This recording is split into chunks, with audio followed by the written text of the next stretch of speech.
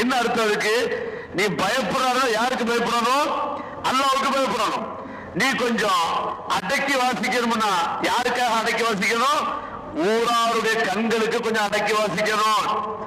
எனக்கு இருக்குங்கிறதுக்காக வேண்டி ரொம்ப பிரம்மாண்டமா நம்ம ஒரு விஷயத்தை நம்ம கையில் எடுத்தோம்னு சொன்னா அதுல ஒரு எஃபெக்ட் இருக்குது பார்க்கக்கூடிய பார்வை மூலமாக என்பதாக நமக்கு இங்கு சொல்லி தர்றாங்க.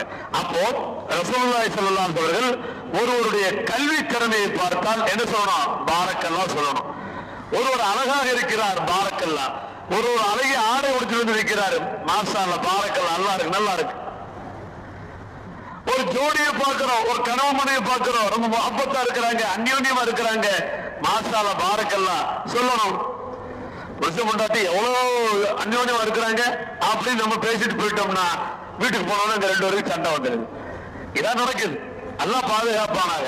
அப்ப நம்முடைய கண்ணின் மூலமாக யாருக்கும் எந்த விதமான இடையூறுகள் கொடுத்து விடக்கூடாது.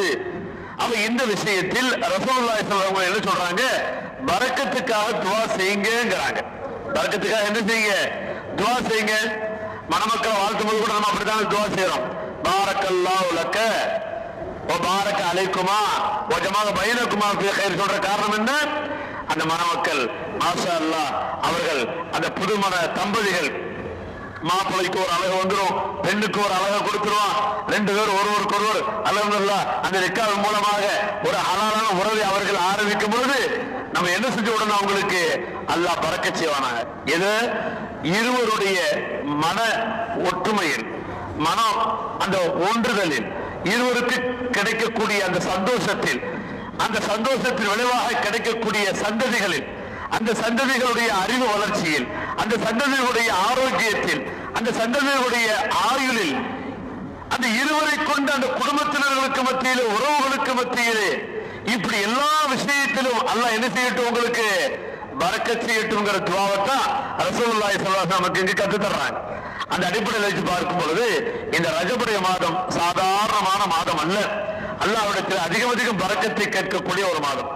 இந்த மாதத்திலே நாம் கேட்கக்கூடிய துஆ கபூலாக்கப்படுகிறது. ரொம்ப விசேஷமான மாதம், ஒரு மாதம் ரஜபுடைய மாதம். இந்த மாதத்துல பாருங்க, இந்த மாதத்துல எப்பேற்பட்ட பரக்கத்தை அல்லாஹ் செய்யறான்னு சொன்னா சுப்ஹானல்லாஹ். ஈமான் கொண்டவர்களுக்கும் ஈமான் கொள்ளாதவர்களுக்கும் மத்தியில் உண்டான ஒரு வித்தியாசத்தை இங்க காட்டுகிறார்கள் நபி ஸல்லல்லாஹு அலைஹி வஸல்லம்.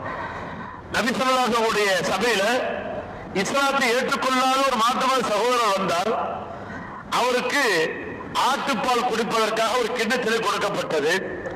கொடுத்த உடனே வாங்கி மடக்கு மடக்கு குடிச்சு முடிச்சாரு.